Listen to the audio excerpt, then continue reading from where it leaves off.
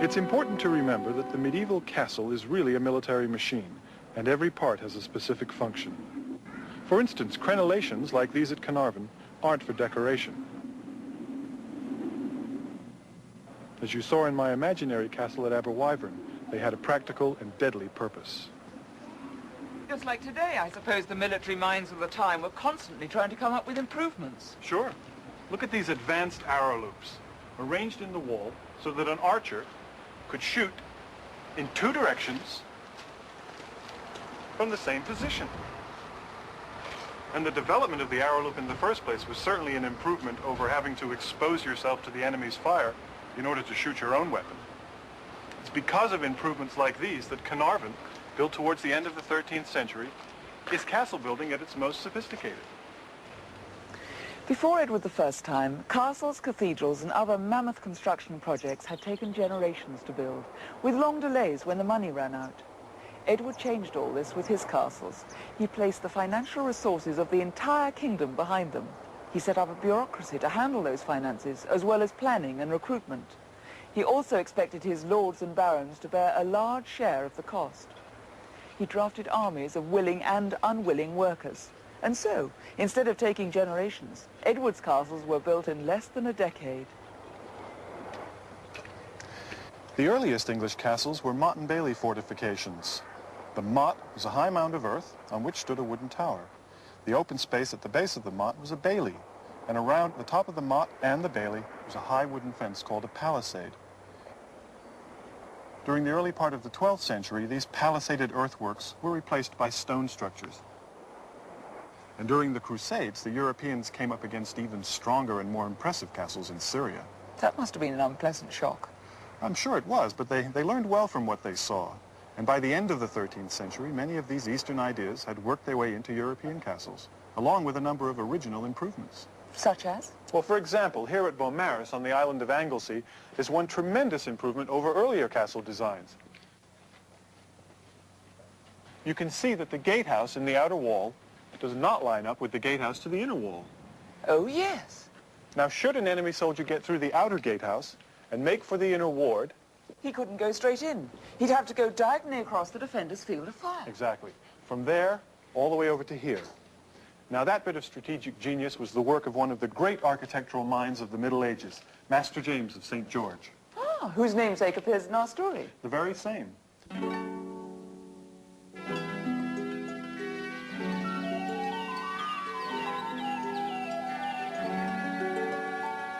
In the spring, the workers returned, and construction went along smoothly throughout the summer of 1285.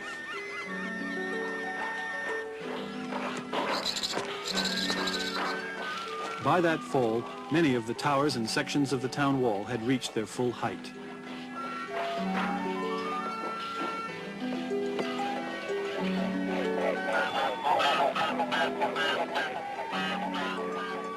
And in December, when the temperature dropped too low to work with wet mortar, all but a few hundred of the workers once again returned home to their families throughout England. The next year, Master James brought in 100 extra masons to speed up work on the inner curtain and its towers. As the castle drew nearer completion, timbers were brought from the forests of Dean.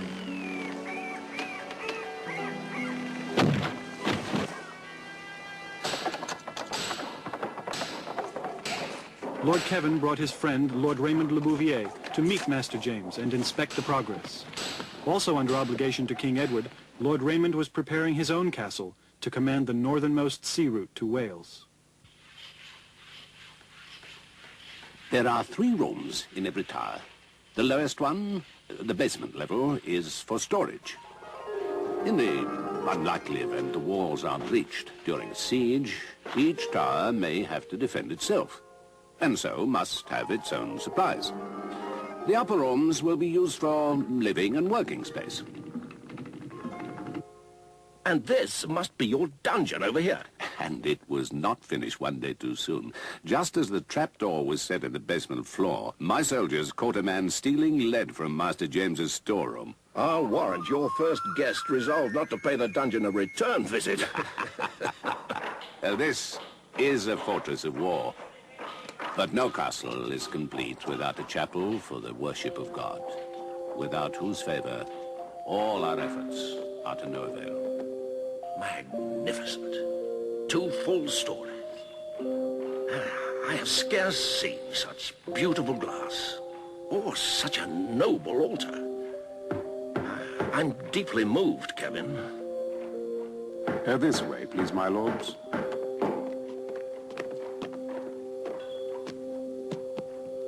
The gatehouses are the last major construction for both castle and town defense. Do please watch your footing, my lords. The stairs are not as yet evened.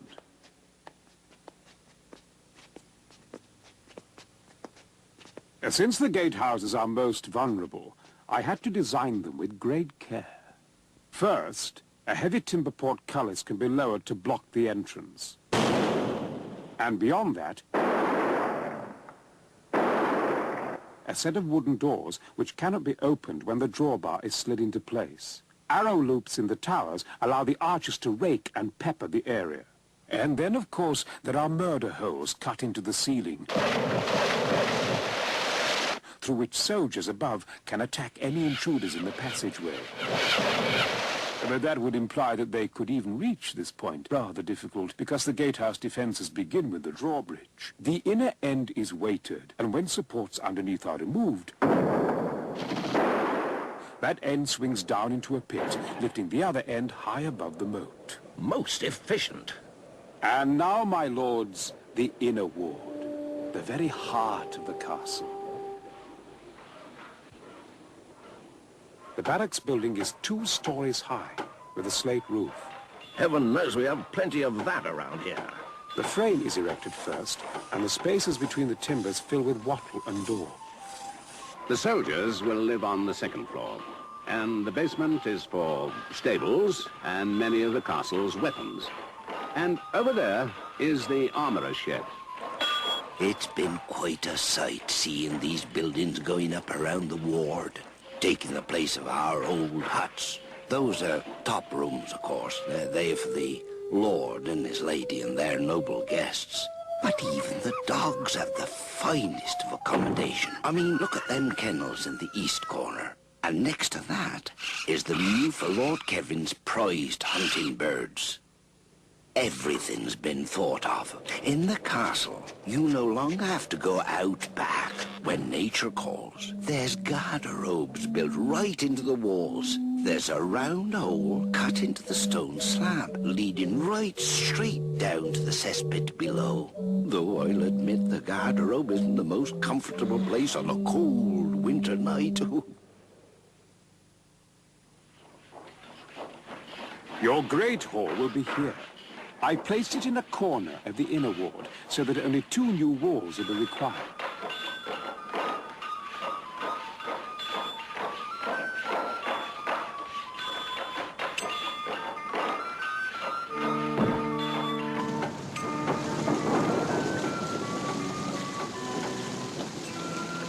We have used the forces of nature to our advantage.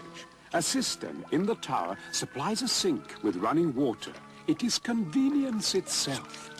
And the kitchen will prove quite adequate to service the needs of a great household such as yours. Even though castles were designed for military purposes, their living areas were made as comfortable as possible. Remember, window openings on the outside walls had to be kept small so an attacker couldn't get through. The nicer rooms were higher up in the towers, where you could safely have larger windows.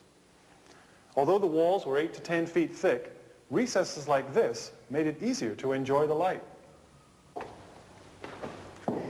Now, tower rooms for the Lord and Lady, their special guests and high-ranking officials were quite spacious and rather comfortable by the standard of the day.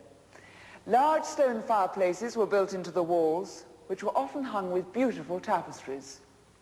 Stone corbels jutting out of the walls supported the beams.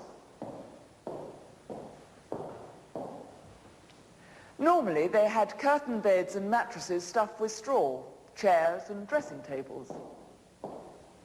A typical tower had 3 or 4 rooms, one on top of the other, and each one served a different function.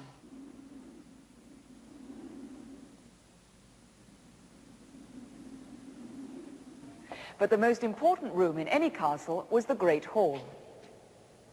This was where they congregated, ate, socialized. We're in the Great Hall of Penshurst Place in Kent, one of the few well-preserved halls in all of Britain. The Great Hall at Aberwyvern would have looked something like this.